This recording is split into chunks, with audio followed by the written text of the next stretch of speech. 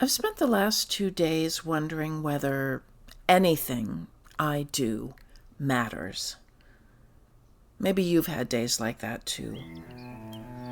I didn't find my hope again, but I did find something else. Welcome to Spiritual Geography. I'm Joni Miller.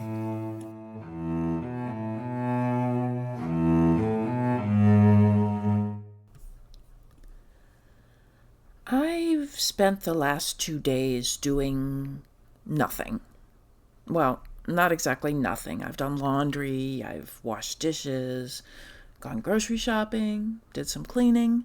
But the spark that usually nudges me toward creating a spiritual geography episode has been gone. Well, more than gone. I've lost hope that what I do matters. And that's hard to admit, especially when my work has always been about encouraging other people. When I look around, the problems feel enormous. Every day seems to bring another reminder of how quickly fear can spread. Another attempt to divide us, another act of cruelty defended as necessary. Another way power seems to matter more than people. Sometimes it feels like I'm one tiny voice talking to myself, and I'm even not helping me. The words I've said so many times over the years come back to me as I sit in this place of hopelessness. All I can do is plant a seed. What happens after that isn't up to me. I'm merely one link in a chain, never knowing who picks up the next link. I still believe that's true, but today it doesn't feel very comforting.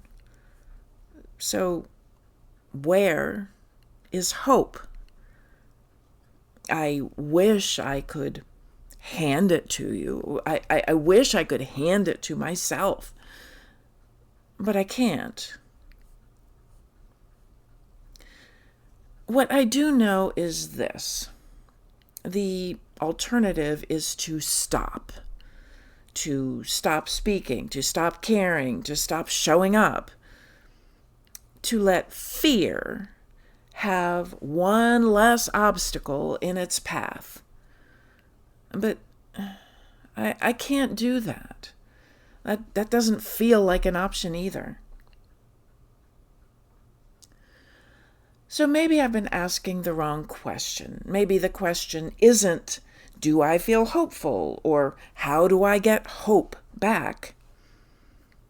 Maybe the question is, who do I want to be when hope is absent?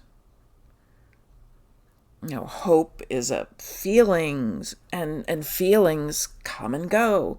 But some things are still ours to choose. Love is a choice. Integrity is a choice. Compassion is a choice. Showing up for one another is a choice. None of those require me to feel hopeful first.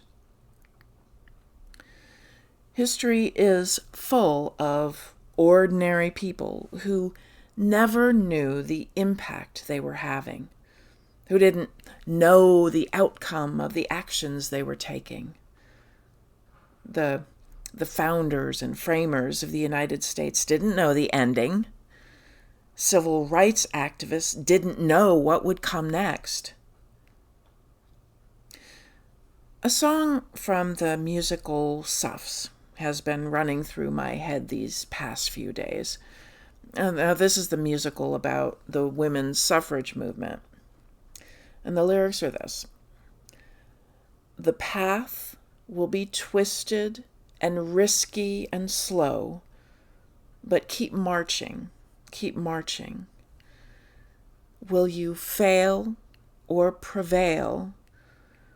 Well, you may never know, but keep marching. Keep marching. 'Cause your ancestors are all the proof you need that progress is possible, not guaranteed. It will only be made if we keep marching on. That one line keeps catching me.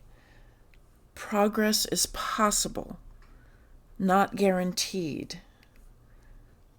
Now, somewhere along the way, I think I started expecting that if enough good people kept speaking up, speaking out, compassion would naturally win. But history doesn't make that promise.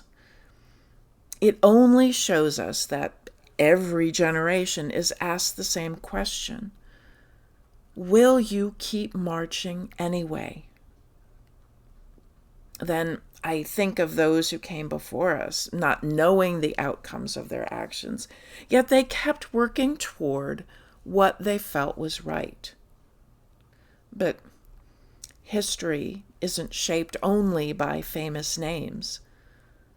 We all leave footprints on one another.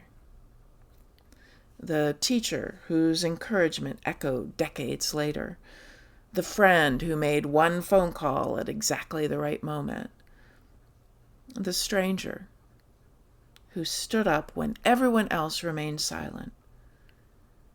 None of them knew the ending to the story. Neither do we. We never can. The future is yet unwritten. We don't know which conversation changes a life, which act of courage gives someone else permission to be brave, which seed finally finds the right soil. I've spent years saying that we're each a link in a chain, and today I need to hear my own words. And not because they make me feel hopeful, but because they remind me that my responsibility has never been to change the whole world.